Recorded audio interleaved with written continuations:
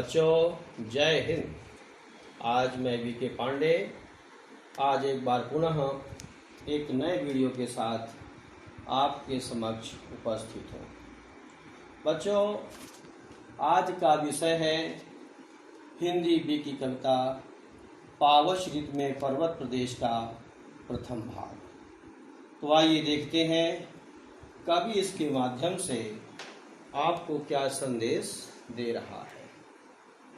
बच्चों टॉपिक के माध्यम से ही स्पष्ट है कि पावश ऋतु में पर्वत प्रदेश, पावश ऋतु में पर्वत प्रदेश, इसके अंदर कवि ये बताना चाहता है कि जो हमारे प्रकृति का सौंदर्य है, उस प्रकृति के सौंदर्य से जो हमारी आज की युवा पीढ़ी अत्यंत दूर जा चुकी है, उसको इस प्रकृति के सौंदर्य से किस प्रकार परिचित कराया जाए, इसके दैनिक जीवन में जो आवश्यकता है, मानव समाज के लिए ये कितना जरूरी है, हमारे जीवन के वातावरण को शुद्ध बनाने में यह कितना आवश्यक है,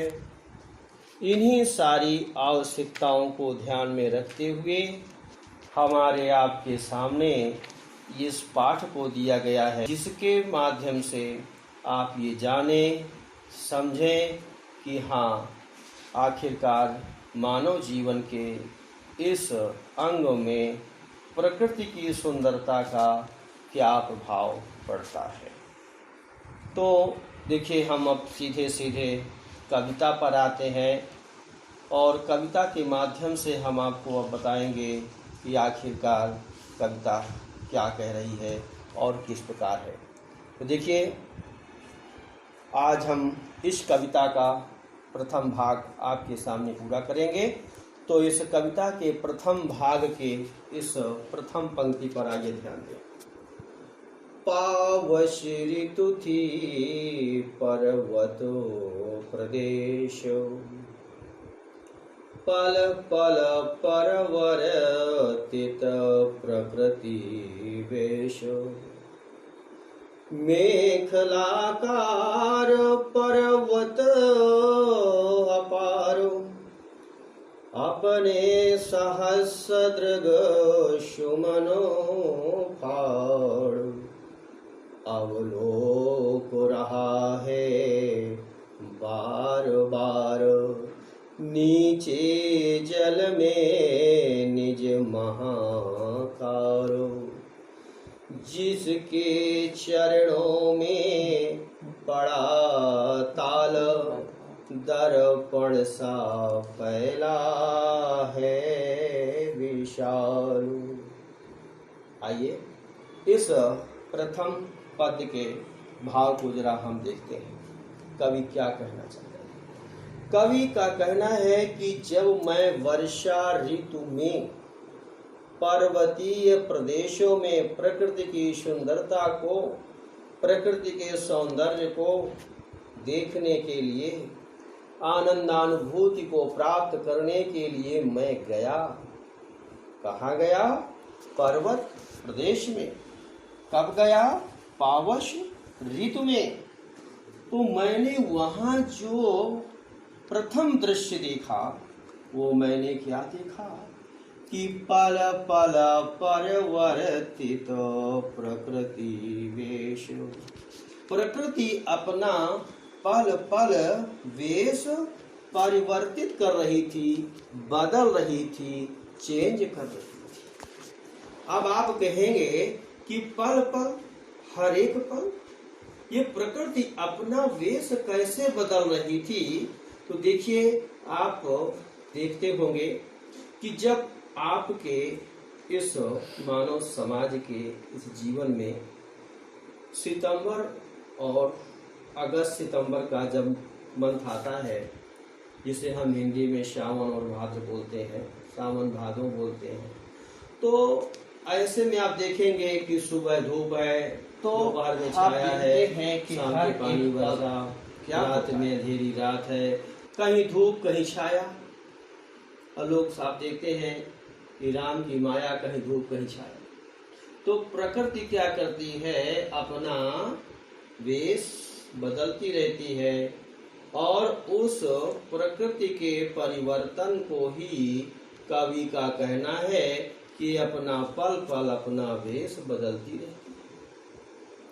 अब जब कवि सर्वप्रथम पर्वत के उस विशाल आकार को देखता है, विशाल पहाड़ को देखता है, तो उसकी बड़ाई का, उसकी विशालता का, उसके आकार का क्या विशेषता प्रदान करता है, किससे उसकी तुलना करता है?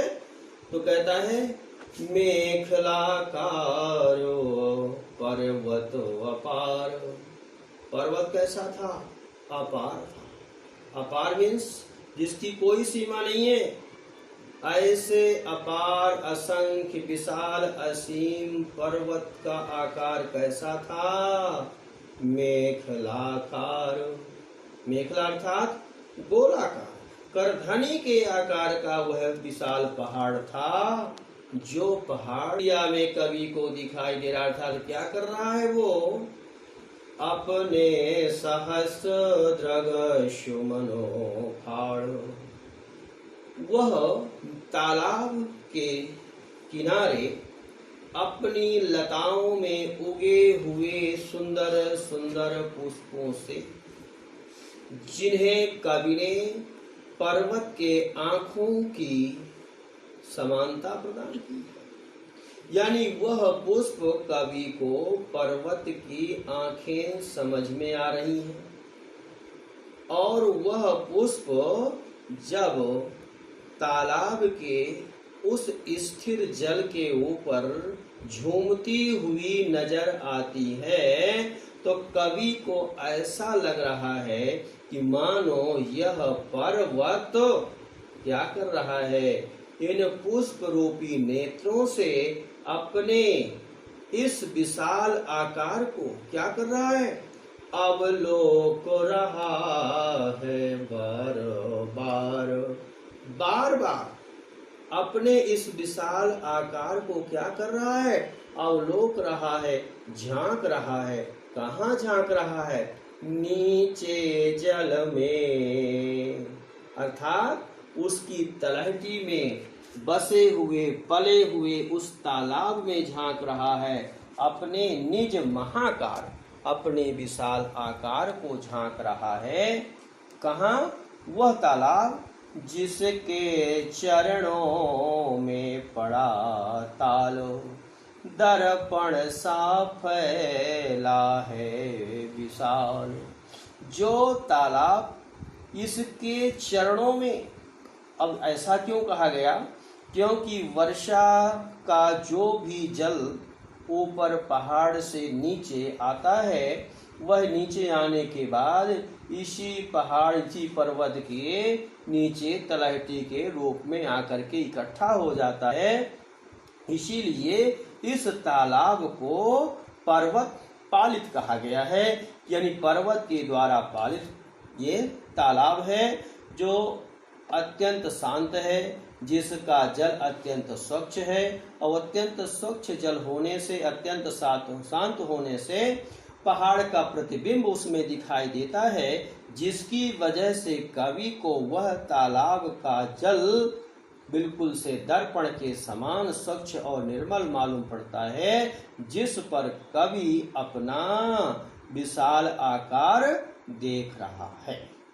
तो बच्चों, आज मैंने आपको इस कविता का प्रथम पद आपको बताया। आशा है आपको पसंद आई होगी और इसी के साथ मैं अपनी वाणी को विराम करता हूँ। इसका अगला भाग मैं अगले वीडियो के साथ आपके सामने एक बार पुनः उपस्थित होऊंगा। तब तक के लिए जय हिंद, जय भारत।